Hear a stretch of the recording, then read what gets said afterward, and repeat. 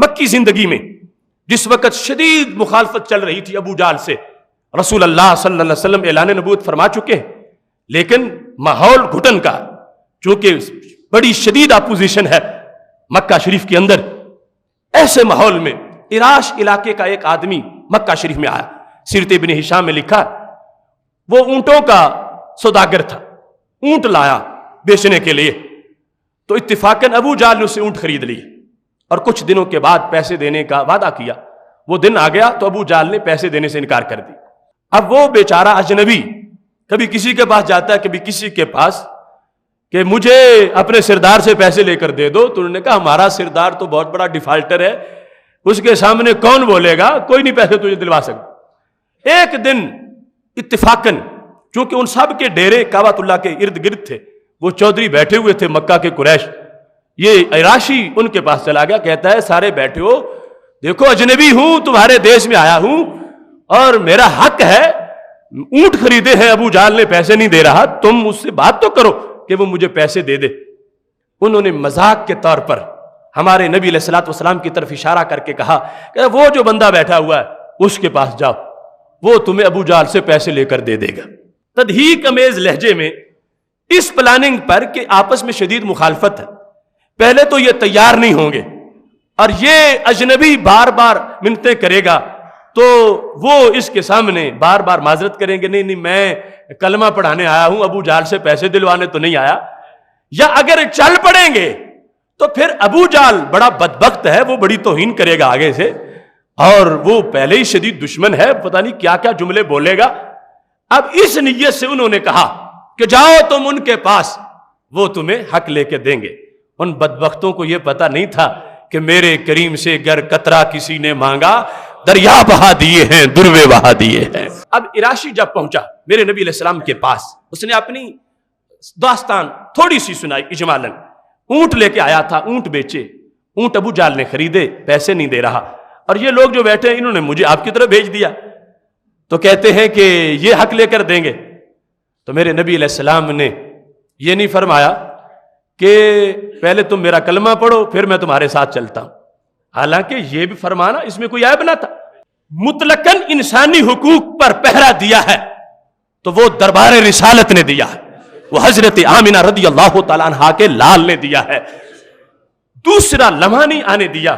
یہ بھی ہو سکتا تھا کل آنا، میں کچھ پتہ کروا لیتا ہوں کیا صورتحال ہے، وہ بات مانتا ہے نہیں مانتا، کسی کے ذریعے سے اس تک بات پہنچاتا ہوں، میں اپنا پیغام بھیج دیتا ہوں، اپنا کوئی غلام تیرے ساتھ بھیج دیتا ہوں، کئی جواب ہو سکتے تھے۔ قربان جائیں ان کے عدل و انصاف پر اور حق دلانے کے جذبے پر اور ناانصافیوں کی روک تھام کی جو جرأت ہے، کروڑوں سلام ہوں میرے محبوب علیہ السلام کو۔ چلو میں تمہارے ساتھ چلتا ہوں، کیوں نہیں پیسے دیتا، ابھی تجھے پیسے لے کے دیتا ہوں۔ اب رسول اللہ صلی اللہ علیہ وسلم اٹھ کے چل پڑے۔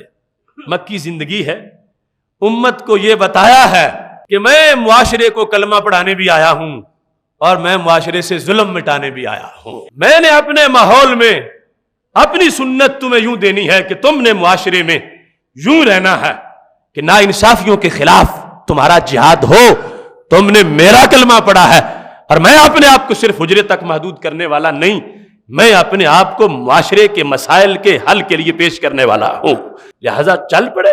اب دیکھو نا کتنا عجیب انداز ہے، آج کے ماحول میں عزتیں بچانا لوگوں سے بڑی مشکل ہو گئی ہیں، اور بہت سے ایسے جواب بھی لوگوں نے بنا لیے ہیں کہ ہمارا یہ کام نہیں ہم معاشرے میں جا کے ظلم کے خلاف بولیں، ہم کسی کی مذمت کریں، ہم اپنے حجرے میں بیٹھیں گے۔ ایسے لفظوں سے معاشرہ خلاف ہو جاتا ہے، لوگ آگے سے باتیں کرتے ہیں کہ تمہارا یہ کام ہی نہیں، تم اپنی نماز کی بات کرو، تم یہ باتیں کیوں کرتے ہو کہ فلاں ظالم ہے، فلاں جابر ہے، فلاں ڈکٹیٹر ہے، فلاں عامر ہے۔ تم مسلح پہ بیٹھو، مسلح کی بات کرو، کیا ہے تمہیں امریکہ سے، کیا ہے تمہیں اسرائیل سے، کیا تعلق ہے تمہارا برطانیہ کے خلاف بولنے سے، کیا تعلق ہے تمہارا معاشرے کے رسہ گیروں اور معاشرے کے ناشروں کے خلاف بولنے سے، تمہارا تعلق تو مسلح سے، نماز سے ہے۔ تو میرے نبی علیہ السلام نے بتایا جو مسلح میں دے رہا ہوں اس کا تعلق مسلح سے بھی ہے، پورے محلے سے بھی ہے۔ ورنہ چلو ابو جہل کے پاس چلتے ہیں، میں تیرے پیسوں کی ابھی بات کرتا ہوں. سیدھے گئے اس کے دروازے پر، جا کے ضرب علیہ بابہ، اتنا زور سے دروازہ کھٹکھٹایا. ابو جہل حیران رہ گیا کہ یہاں تو بڑے ادب سے لوگ آ کے اندر آنے کی اجازتیں مانگتے ہیں، یہ کون آ گیا ہے اتنا زور سے میرا دروازہ کھٹکھٹایا؟ فوراً باہر نکلا. پہلے اس نے پوچھا من بالباب، یہ کون ہے دروازے پر؟ تو میرے نبی علیہ السلام نے فرمایا محمد اخرج الیہ، میرا نام محمد ہے صلی اللہ علیہ وسلم، فوراً باہر آ جا. اخرج الیہ، یہ لفظ ساتھ بولے. اب یہ آواز بجلی بن کے اس پہ پڑی، فوراً باہر آیا. اور اراشی جس نے قرض لینا تھا وہ کہتا ہے ما فی وجی رائحہ، رنگ سرسوں کے پھولوں کی طرح ہو چکا تھا، لگتا تھا اس میں جان ہی نہیں ہے. آتے ہی پوچھا کیوں آئے ہو، کیا مسئلہ ہے؟ میرے محبوب علیہ السلام نے فرمایا یہ اجنبی آدمی، اس کا تو نے پیسے دینے، آج تک تو نے پیسے نہیں دیے. تو دوسری بات نہیں کی کہ صرف ایک بار مجھے گھر داخل ہونے کی اجازت دے دو. فوراً گیا اور سارے پیسے لا کے اس اراشی کو دے دیے. اجنبی انسان آیا تھا عرب کے دیس میں، اجنبی تھا، ابھی امتی نہیں تھا. میرے نبی علیہ السلام نے اس کے حق پر بھی پہرا دیا ہے، اس کو بھی حق دلوایا اور اس سے دلوایا ہے جو اس زمانے میں سب سے بڑی اپوزیشن تھی، سب سے بڑا اکھڑ مزاج تھا، سب سے تند خو انسان تھا اس زمانے کا. اس کو جا کے جھنجھوڑا ہے حق کی خاطر، ایک انسان کی حمایت کے لیے، ایک انسان کے حق پر پہرا دینے کے لیے اسے جا کے پکڑ لیا اور اس نے حق دیا ہے. اب عجیب انداز ہے، جس وقت یہ اراشی نبی علیہ السلام کو لے کے گیا تھا ابو جہل کی طرف، تو سیرت ابن ہشام میں ہے قریش کے وہ جو چودھری بیٹھے تھے انہوں نے کہا ایک مبصر ساتھ بھیجتے ہیں جو جا کے منظر دیکھے ہوتا کیا ہے. اپنا بندہ تیسرا ساتھ بھیج دیا کہ جو کچھ ہوگا تم نے آ کے بتانا ہے. یہ دروازہ کھٹکھٹائیں گے، وہ باہر آ کے معاذ اللہ توہین کرے گا، پتہ نہیں کیا کیا کرے گا، تو تم نے سب کچھ نوٹ کرنا وہ کرتا کیا. اب جس وقت واپسی ہوئی سب سے پہلے کعبۃ اللہ کے پاس اراشی پہنچا، وہ جو بیرون سے آیا ہوا تھا. یہ سارے لپٹ کے اس کی طرف، کیا ہوا، کیا کہا ابو جہل نے، کتنے دنوں کے بعد پیسے دے گا؟ اس نے کہا دن وغیرہ کا نہیں، وہ اس نے تو ابھی مجھے دے دیے. یعنی یہ تو خیال ہی کسی کا نہیں تھا نا کہ وہ دے دے گا، یہ تھا کہ شاید مانے گا کہ میں نے دینے ہیں اور پھر وعدہ کر دے گا. لیکن اس نے کہا میں تو لے کے آ گیا ہوں. حیران رہ گئے، وہ تجھے اس نے پیسے کیسے دے دیے، کیا بات ہوئی، یہ حضرت محمد صلی اللہ علیہ وسلم نے کیسے جا کے پیسے مانگے، انہوں نے کیا درخواست کی، یا لہجہ روب والا تھا؟ چونکہ میرے نبی علیہ السلام کا فرمان ہے نا نصرت بالرعب مسیرۃ شہر، مجھے کسی کو ڈرانے کی ضرورت نہیں ہے، اللہ نے میری مدد روب سے فرمائی ہے. میں کتنا روب ہے میرا، جہاں بیٹھا ہوں یہاں سے اگر سواری دوڑے 1 مہینہ دوڑتی رہے، وہاں بھی میرا دشمن بیٹھا ہے میرے روب سے کانپتا رہتا ہے. اب پوچھا کیا ہوا، کیسے پیسے دینے کو وہ تیار ہو گیا؟ تو وہ تو ہمارا سردار ہے، عام تو بات سنتے نہیں کسی کی. اراشی نے کہا میں تو، تم کہتے ہو بڑا طاقتور ہے، بڑا نڈر ہے، میں نے کہتے وہ تو گیدڑوں جیسا ہے، اس کے جسم میں تو لگتا تھا جان ہی نہیں ہے. یہ محبوب جن کے پاس تم نے مجھے بھیجا، اس انسان کا روب اتنا تھا، وقار اتنا ہے، جلال اتنا تھا. انہوں نے صرف کہا ہے کہ پیسے اس کے نکالو، اس نے دوسری بات ہی نہیں کہ اندر سے پیسے نکال کے لے آیا ہے. اور میں نے یہ دیکھا سانس اکڑ چکی تھی، اس سے بات نہیں ہو رہی تھی، تم کہتے ہو ہمارا وہ نڈر سردار ہے.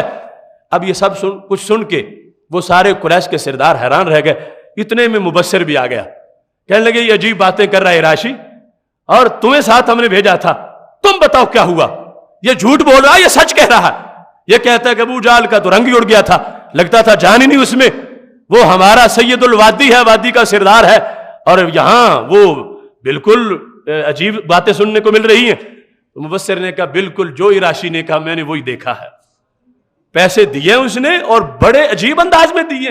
اتنا ڈرا ہوا ابو جہل میں نے کبھی نہیں دیکھا جتنا میں نے آج دیکھا ہے. یہ حضرت محمد صلی اللہ علیہ وسلم کا اتنا روب ہے. انہوں نے جا کے حق مانگا ہے حقدار کا، وہ دوسری بات نہیں کر سکا، معذرت نہیں کر سکا، ایک دن کا وعدہ نہیں کر سکا، 1 منٹ سے پہلے لا کے اس نے پیسے دے دیے. حیران تھے سب کہ ہوا کیا. اتنے میں ابو جہل بھی آ گیا.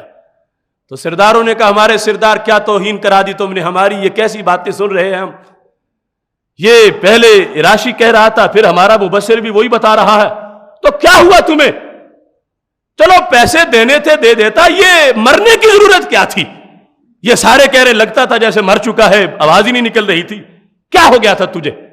تو کہنے لگا ہونا کیا تھا، جب انہوں نے مجھ سے پیسے مانگے تو میں نے دیکھا کہ ایک بڑے قد کا اونٹ ساتھ کھڑا، اس کا منہ اتنا بڑا تھا کہ میرا ایک ہی لقمہ بننا تھا، تو میں گھبرا گیا، مجھے ڈر آ گیا، اور میں یہ جو باتیں میرے بارے میں بتائی جا رہی ہیں بلا وجہ صورتحال ایسی بن گئی تھی، تو میرے محبوب علیہ الصلوۃ والسلام نے ایک پردیسی کا حق لے کر دیا، اس وقت کے سب سے بڑے گرو سے، سب سے بڑا طاغوت اس وقت کا ڈکٹیٹر عامر جو تھا، اس سے حق لے کر دے کر اس اجنبی کو میرے نبی علیہ السلام نے واضح کیا کہ میرا دین مسجد کا بھی ہے، میرا دین بازار کا بھی ہے۔